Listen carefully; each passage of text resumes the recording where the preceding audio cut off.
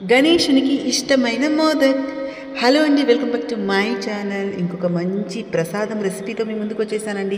అదేంటంటే గణేశునికి ఇష్టమైన ఈ మోదక్ని చాలా క్విక్గా ఇంట్లో మనం ప్రిపేర్ చేసేవచ్చండి, చాలా తక్కువ ఇంగ్రీడియంట్స్తో. ఇంకా లేట్ చేయకుండా చూసేద్దాం. దీనికోసం ముందుగా ఒక మిక్సింగ్ బౌల్ తీసుకొని దాంట్లో పుట్నాల దాల్ ఉంటుంది కదండి, మనకి చట్నీ పప్పు అంటాం, దాన్ని 1 కప్పు తీసుకోండి. మనం ఏ కప్పుతో అయితే తీసుకున్నామో అదే కప్పుతో 1/2 కప్పు జీడిపప్పు కూడా తీసుకోండి.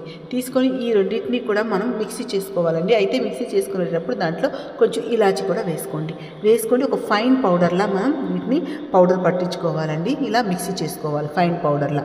ఇలా చేసుకొని దీన్ని పక్కన తీసి పెట్టుకోండి. ఇప్పుడు స్టవ్ పైన ఒక ప్యాన్ పెట్టుకొని దాంట్లో మనం ఏ కప్పుతో అయితే పప్పు తీసుకున్నామో అదే కప్పుతో 1 కప్ మిల్క్ తీసుకోవాలండి. మిల్క్ తీసుకొని దాంట్లోకి అదే కప్పుతో, మేమైతే షుగర్ తక్కువ తింటాం కాబట్టి 1/2 కప్పు పంచదార వేసానండి, సరిపోతుంది. మీరు బాగా స్వీట్ తినే వాళ్ళైతే 3/4 కప్పు పంచదార వేసుకోండి, లేకపోతే 1/2 కప్ సరిపోతుంది.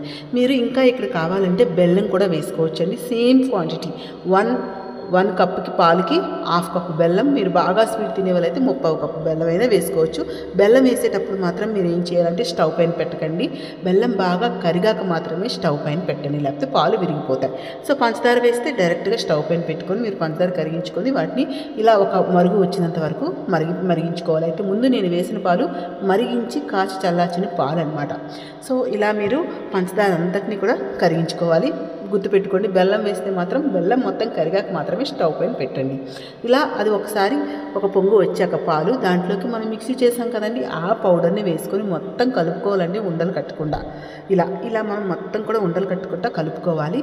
సో మనకి ఇది ఎక్కువసేపు మీరు స్టవ్ పైన ఉంచేయకండి, ఎందుకంటే అది పుట్నాల పప్పు కదా, అంటే చట్నీ పప్పు కదా, వెంటనే మనకి అడుగు పట్టేస్తుంది అనమాట. కలుపుతూనే ఉండండి. దాంట్లో ఇలా ఒకసారి ఈ స్టేజ్లో దాంట్లో 1 స్పూన్ గీ కూడా వేసుకోవాలండి, నెయ్యి వేసుకోవాలి. నెయ్యి వేసుకొని బాగా కలుపుకోవాలండి. కలుపుకొని ఎక్కువసేపు స్టవ్ పైన ఉంచుకొని ఇంకా దించేస్తే సరిపోతుందండి. ఇంకా దాన్ని చల్లారనివ్వండి. మళ్ళీ చెప్తున్నా, స్టవ్ పైన ఎక్కువసేపు ఉంచేయకండి, అడుగు పట్టేస్తుంది. 1 స్పూన్ గీ వేసాక మొత్తం కలుపుకొని స్టవ్ ఆఫ్ చేసేసి పక్కన తీసి పెట్టుకోండి. దాన్ని చల్లారనివ్వండి. చల్లారిన తర్వాత మాత్రమే వాటిని మనకి మోదక మౌల్డ్ ఉంటుంది కదండి, ఆ మోదక మౌల్డ్లో పెట్టుకొని మనం మోదకాల్ని ప్రిపేర్ చేసుకోవచ్చండి. దీన్ని చిన్న పిల్లలు కూడా చాలా ఇష్టంగా తింటారండి. మన హెల్త్కి కూడా చాలా మంచిది. మెయిన్గా ఏంటంటే చాలా క్విక్గా మనం ప్రిపేర్ చేసేవచ్చండి. దీనికి ఎక్కువ టైం కూడా పట్టదండి. అన్ని తక్కువ ఇంగ్రీడియంట్సే మీరు చూసారు కదా, చాలా తొందరగా మనకి పూజ ముందు అన్నీ రెడీ చేశాక కూడా మీరు ఒక 15 మినిట్స్లో దీన్ని ప్రిపేర్ చేసేవచ్చు అనమాట.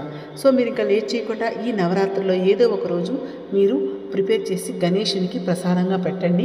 సో మీకు ఈ రెసిపీ నచ్చింది అనుకుంటున్నానండి. అలాగే నా ఛానల్లో చాలా మంచి ప్రసాదం రెసిపీస్ ఉన్నాయి, ఒకసారి వెళ్ళి చూడండి. గణేశునికి ఇష్టమైన బూందీ లడ్డు కూడా ప్రిపేర్ చేశానండి, చాలా ఈజీగా ప్రిపేర్ చేసేవచ్చు, అది కూడా చూడండి. ఇంకా చాలా మంచి వీడియోస్ ఉన్నాయండి, మీకు నచ్చితే ఒకసారి వెళ్ళి చూడండి. నచ్చితే నా ఛానల్ని సబ్స్క్రైబ్ చేసుకోండి, ఈ వీడియోని లైక్ చేయండి, షేర్ చేయండి. మళ్ళీ ఇంకొక మంచి రెసిపీతో మళ్ళీ వస్తానండి. అప్పటి వరకు టేక్ కేర్. అందరికీ కూడా వినాయక చవితి శుభాకాంక్షలు అండి. బాయ్.